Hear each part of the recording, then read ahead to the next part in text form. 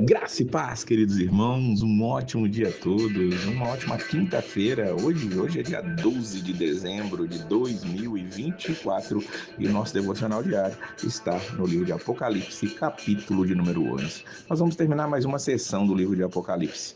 Nós estamos falando sobre as 7 trombetas serão tocadas, mas antes que isso aconteça, nós vamos ver que ali o inimigo recebe fogo para destruir a igreja. Como assim?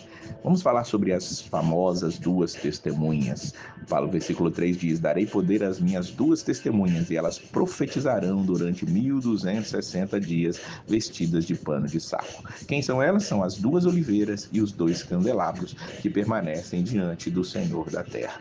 Entendamos aqui que João ele está trazendo para nós mais uma figura daquilo que ele está vendo. Entendo eu que essas duas testemunhas nada mais, nada menos são do que a própria igreja. Nós temos visto, por exemplo, que os 24 anciãos são uma representação da igreja, tanto do Antigo quanto do Novo Testamento, sendo Israel e sendo a igreja, os apóstolos.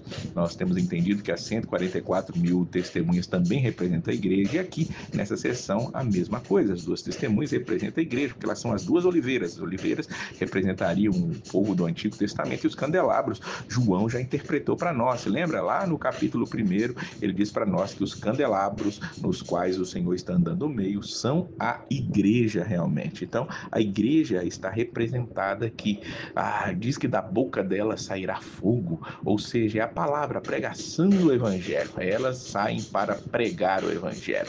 Ele vai dizer aqui, simbolicamente, no versículo 6, que eles têm poder para fechar o céu, de modo que não chova durante o tempo em que estiverem profetizando, e têm poder para transformar água em sangue e ferir a terra com toda sorte de pragas, quantas vezes desejarem.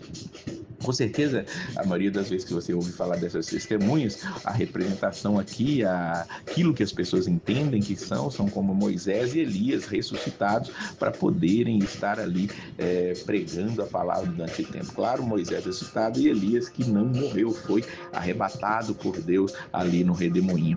Nós vamos ver que sim, parece que é isso, mas a igreja quando prega, quando fala, quando leva a palavra do Senhor adiante, tem esse poder, tem essa prerrogativa de poder levar a palavra do Senhor e ferir os que estão sendo perdidos e salvar os que estão sendo salvos. Então, a palavra do Senhor diz para nós que quando elas tiverem terminado seu testemunho, lembra-se que Jesus disse que o evangelho do reino será pregado em todos os lugares e toda a gente então virá ao fim. Ou seja, depois da igreja terminar o momento da sua pregação, o momento de levar a sua palavra, a besta que vem do abismo os atacará e irá vencê-los e matá-los.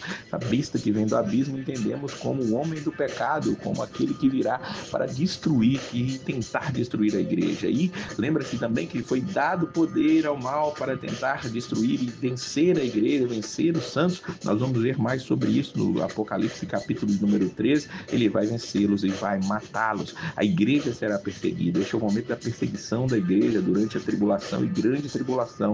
E todos na terra vão se alegrar por causa da morte destes, vão festejar, diz o versículo 10, enviando presentes uns aos outros, pois esses dois profetas haviam atormentado os que habitam sobre a terra. Essa é a função da igreja, levar a palavra, atormentar aqueles que não querem a Cristo, para que talvez, quem sabe, eles possam se arrepender. Mas a igreja sendo destruída, ela vai ficar como que morta, e depois vem Deus e os chama, coloca de pé, e aí um terror invade todas aquelas pessoas, e naquele momento, o versículo 12 diz que vem uma voz e diz: subam para cá. Quem sabe? Só quem sabe. É uma figura do arrebatamento, uma figura de Deus tirando a igreja da terra para o juízo vir realmente. Lembremos que não estou dizendo que haverá um arrebatamento secreto, em lugar nenhum na Bíblia vai deixar base para nós pensarmos dessa maneira, mas aqui no final, depois de uma grande perseguição, depois da ira do anticristo, da besta, de Satanás vir e perseguir e acontecer no dia final, no dia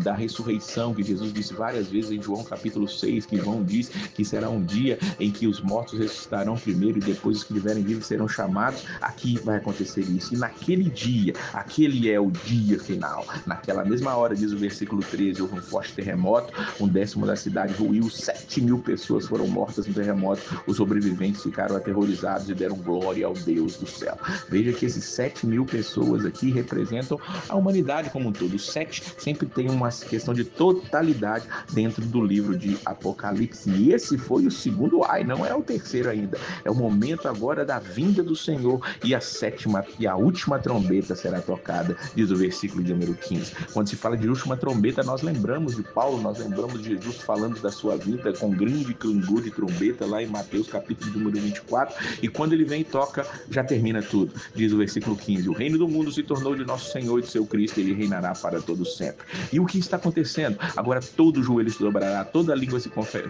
confessará que Jesus é o Senhor. E eles cantam: graças te damos, Senhor Deus Todo-Poderoso, que és e que eras, porque assumiste o teu poder e começaste a reinar. É o reino final de Deus, o reino eterno de Deus. E esse dia do reino eterno é o dia que chega a ira de Deus, e do versículo de número 18, e é instituído, além da tirada da igreja dessa terra, a destruição final dessa terra, chega o tempo de julgares os mortos e de recompensar os teus servos. Essa é a visão do juízo final, irmãos, não tem como.